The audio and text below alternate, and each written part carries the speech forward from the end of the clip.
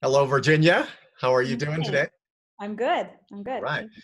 I'm with Chris Nielsen with Virginia Knudsen. She's head of a BOAR, which is a CEO and key executive networking group that is incredible. I got a chance to work with them just briefly for over a couple of days, and I love the people she has there.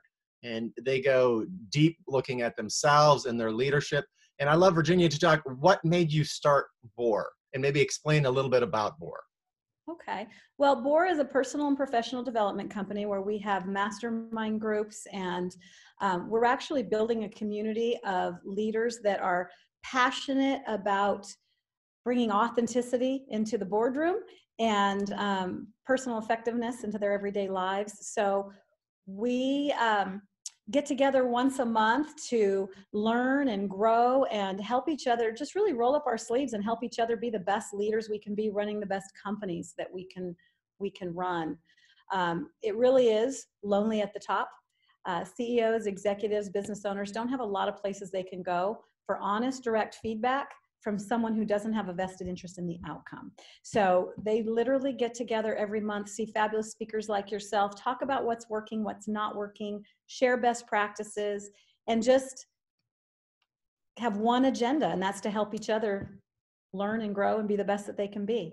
And it's pretty exciting stuff that happens when we're together in a room. It's So. incredibly powerful. I got to witness some of it and got to facilitate some of it. And I've talked to Virginia a couple times. And what I get is she's created a community, as she said, where leaders get to talk to other leaders.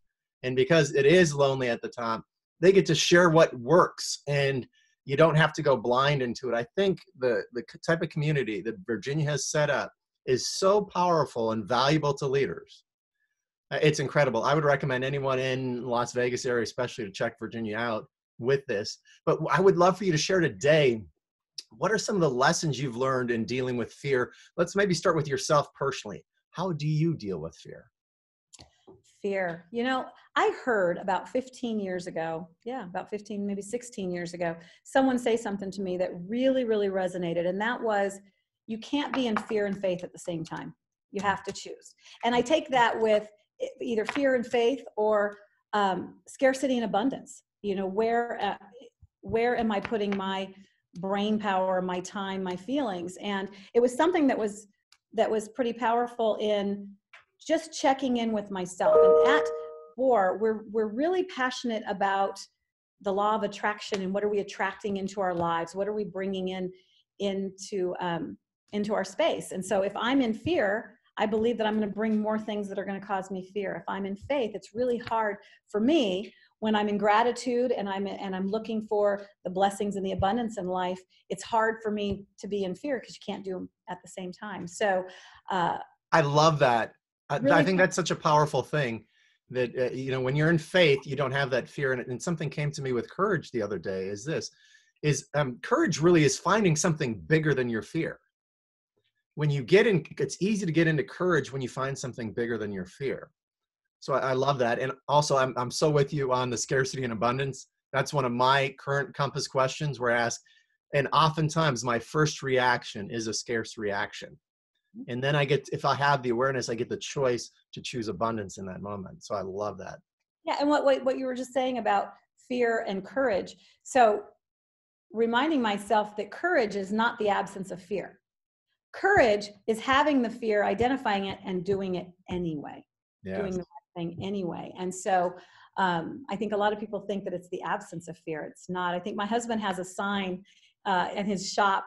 It was a oh my God, John Wayne quote about, what is it, that courage is having the fear and saddling up anyway, or something like that. So I love John Wayne. I grew up on yeah, John Wayne movies, so I'm a big fan. Yeah. so my husband too. Yeah. So anyway, yeah, we're staying in abundance and staying in what am I attracting versus what am I. How do you specifically do that? How do you do that when something that would cause people fear comes in? How do you stay in abundance, or how do you go to faith? Well, I have one of those brains. I don't know if you do or anybody else does, but I have one of those brains that automatically takes me to fear. So I always jokingly say I can go from 0 to homeless in 60 seconds in my brain. Something goes wrong and my brain tends to really quickly take it through all of the worst case scenarios to homeless in the street. And I know that up until today, that hasn't been the plan. And I highly doubt that that's the plan going forward, but that's where my brain takes me. So when I start to spin on what could go wrong, or even if you just turn on the news media today, you could find, I really believe I could walk out of this door and find everything that's wrong with the world. Or I can walk out and look for everything that's going right in the world. And I'll tell you, I'm looking for those blessings. When I walk out on purpose, looking for all the blessings, I have much better days than when I walk out looking for everything that's wrong and just staying in what works. I love what you just said. You know, I mean, I think anyone could take that on as a practice right now, looking for blessings, because I mean, always what you focus on expands. When you see negative things and you focus on that, you just blow them up so big that they seem bigger than all these great things we have in our life. So I love focus on the blessings. Yeah, there's look for the blessings. Whether you're a person of faith or not, that's why I say abundance versus scarcity. If we focus on everything that's wrong with the world, that's where we're going to sit. If we focus on everything that's working and who's smiling and what are the gifts.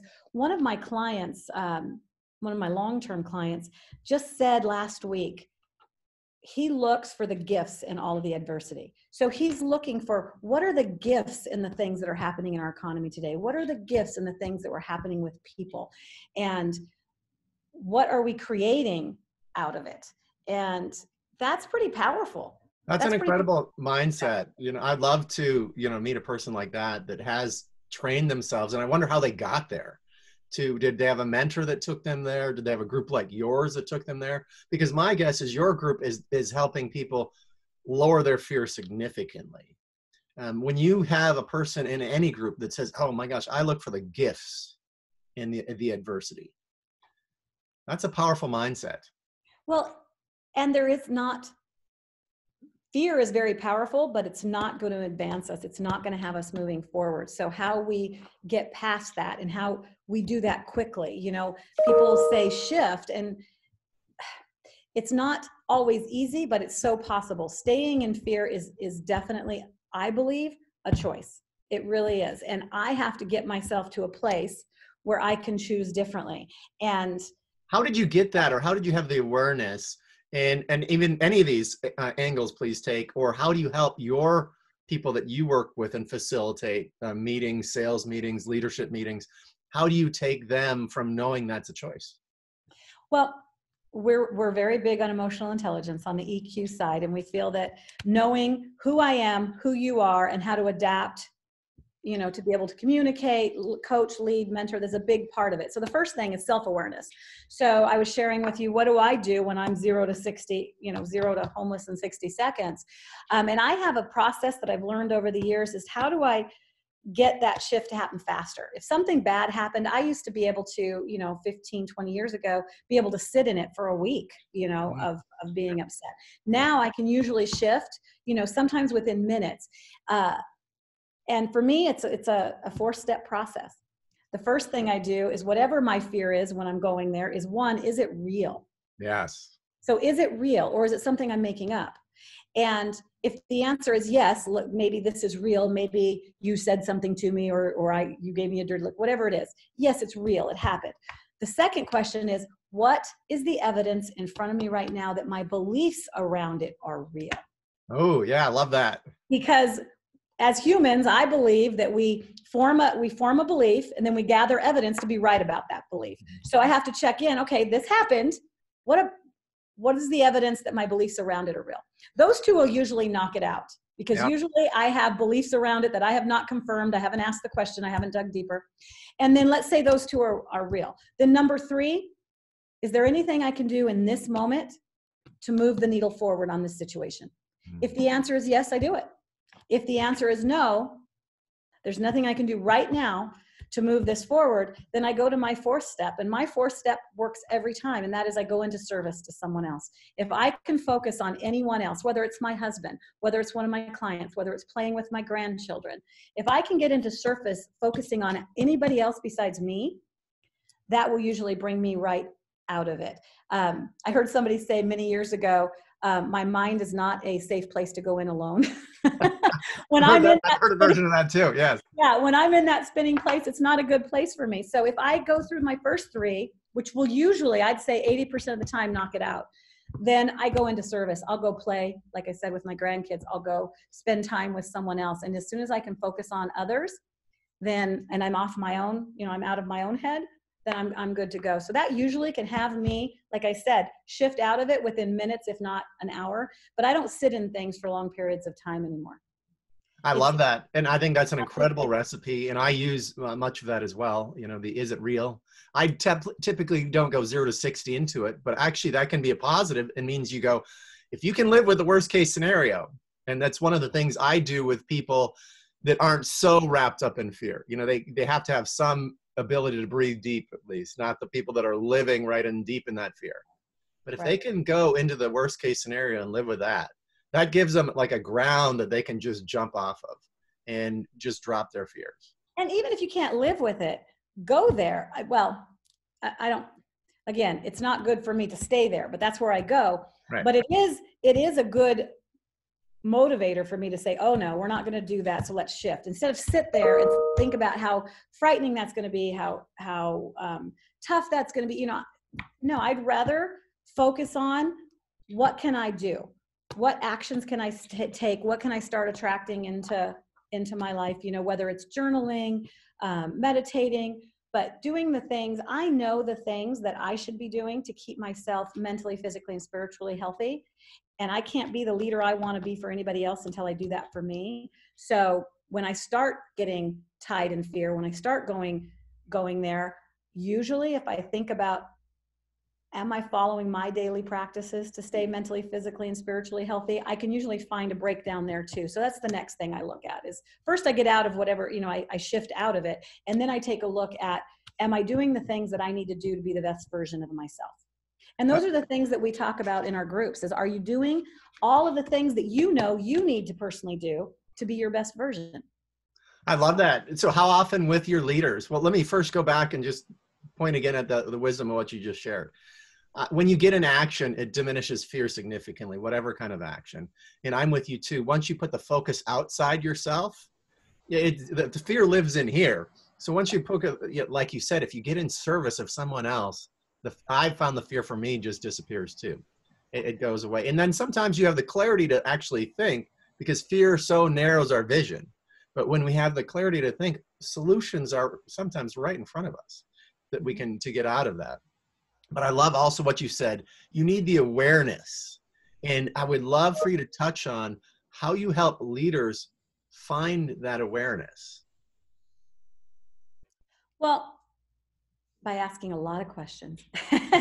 Look, find it themselves by asking a lot of questions. And that's one of the powers of the mastermind group too, is when you do have a fear and you can't see a way out, when you get into a room of 15, 16 highly successful people from all different backgrounds who don't even know your business, which is actually a benefit because we're viewing whatever the situation is, we're viewing it from our lenses, our educations, our experience.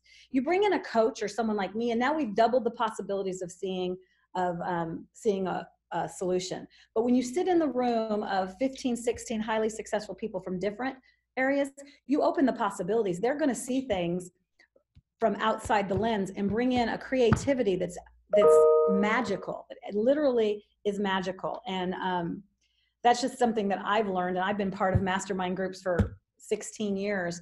I would totally agree with you. And I think I want to hit on that a little bit, because what you do and the reason you do it, I believe, with the mastermind groups is because it works so well. I mean, the first time I think I was exposed to mastermind groups is Napoleon Hill in Think and Grow Rich. And he talked about the power of mastermind groups. When you have so many angles looking at stuff, we all have blind spots. We all have biases. We all have things we're delusional about. But when you have 16 successful people looking at it with different angles, wow, a lot of those blind spots can disappear pretty quickly with questions.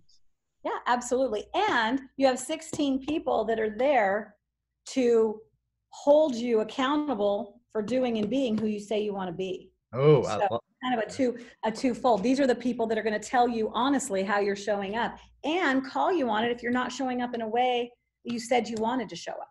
Yeah. Makes sense. Like I said, it's lonely at the top. There's not a lot of people doing that.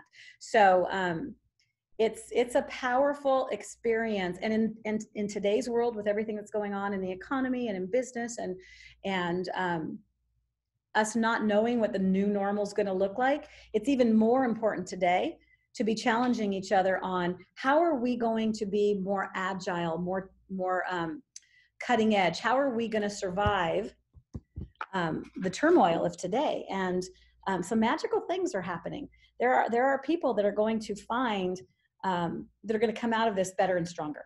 And so how do we as a group do that? How are we those people?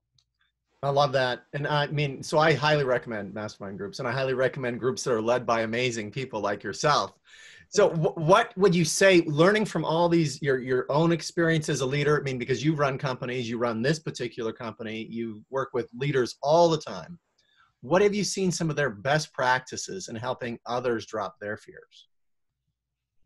You know what? I think communication, authenticity, being honest and open and having really clear communication and having a plan. I mean, working out the strategy with, I think we learned a lot from the recession of 2008. Leaders have more tools in their toolbox if they use them.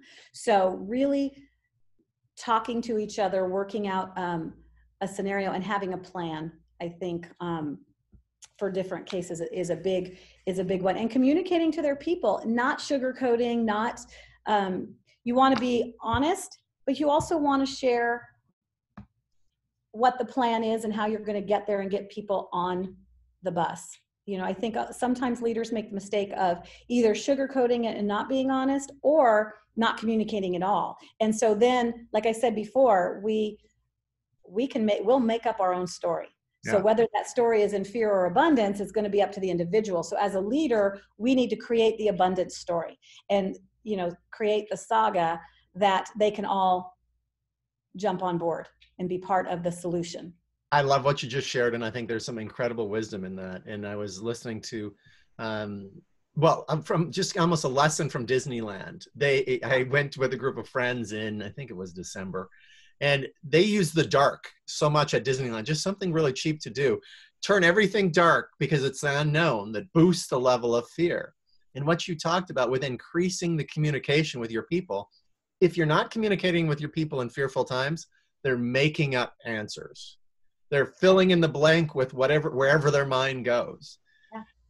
And that's why, communicating on a regular basis with leaders, I know really works. And here's, I think what you said too, the honesty, the leader's not freaked out about it. They know the honest facts. They're putting them out there straight. And I think the key thing you said there as well, have a plan. Here's our plan going forward. Yeah. And you know what? We're teaching the next generation of leaders how to lead in crisis right now.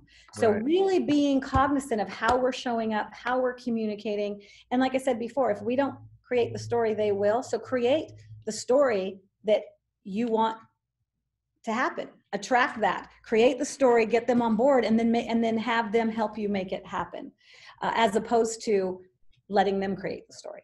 I love that because, create the story. And I love what you said too, the word saga, because actually when in these difficult times, it's when people get the opportunity to be great leaders.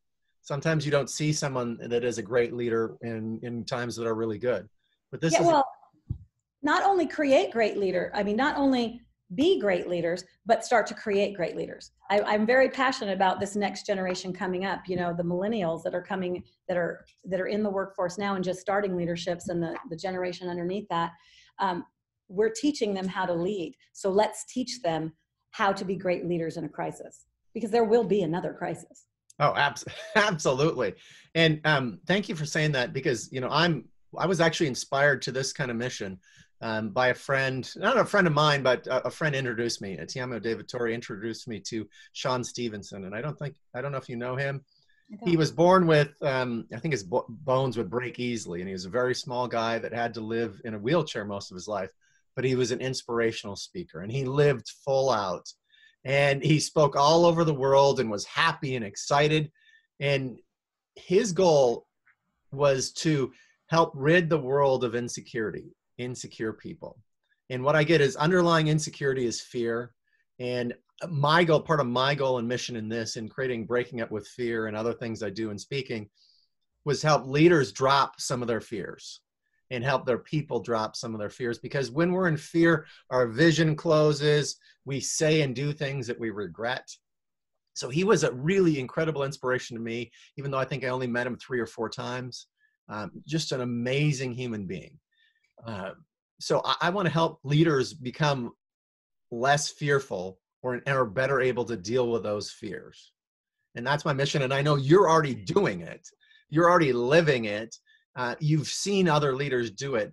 You know, what would you tell someone today, you know, that's in these days of, what are we in, May 2020, in the midst of coming just out of a lockdown for most states? What would you tell some people out there today? Focus on, like I said before, focus on the gifts. Focus on what are the gifts that you're getting out of this every day. Focus on the recovery. Focus on what's next, not on what is right now, because that gets you into action. Yeah. You know, my husband and I were just sitting around the fire pit in our backyard last night, talking about just the gifts that we've had in the last few months, you know, eating at home more, cooking, sitting out in the backyard, just the time that we've used to heal, you know, just collectively, I guess. And do the 4 steps. What's real, what's not, do your research. And this is just a personal take. Don't spend so much time focusing on the news and the social media and stuff like that. Focus on what you can do to make a difference in your companies, a difference in your family, a difference in the world. You know, how can we bring people together in these times, I think is what works for me. I love that. I would say amen to that. I think, you know, gratitude, which you touched on in there, is a gratitude practice.